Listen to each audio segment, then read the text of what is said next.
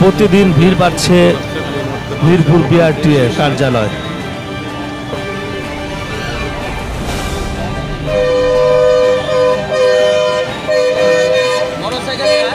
Driving licence পেতে পদে পদে ভোগান্তি মিরপুর বিআরটিএ। ভুক্তভোগী হাবিবু ড্রাইভিং লাইসেন্স পাচ্ছেন না 2 বছর ধরে।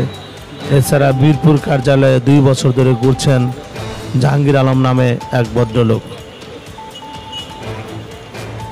ড্রাইভিং লাইসেন্স ভোগান্তির ব্যাপারে বিআরটিএর চেয়ারম্যানের সাথে যোগাযোগ করলে মুঠোফোনে তাকে পাওয়া যায়নি।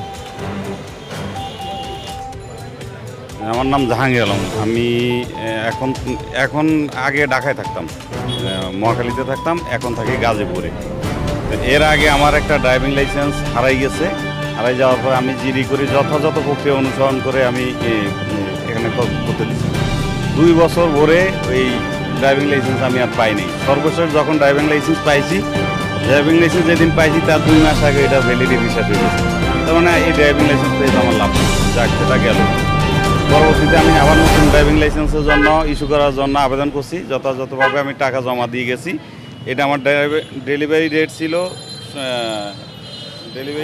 17 সেপ্টেম্বর 2023। ইতিমধ্যে আমি 2বার ডেট চেঞ্জ করছি। যেটা ডেট আপনি যদি চাইতে চান এটা দেখার না।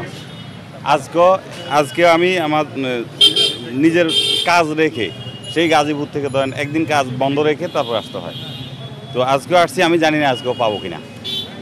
তো এভাবে যদি হয়রানি হয় তাহলে তো মানে মানুষের 2 বছর পরে ঘুরতেছে। 2 বছর বলতে চাই 4 বছর বলা যায়।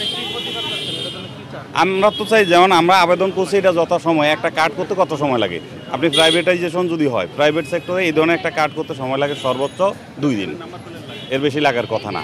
কিন্তু আগের একটা কার্ড 2 বছর পরে আমি পাইছি যখন, তখন ওইটার ভ্যালিডিটি শেষ হয়ে গেছে তার 2 মাস আগে। এবং এখনও আমি প্রায় 1.5 বছরের মতো হয়ে গেছে এটার আবেদন করছি।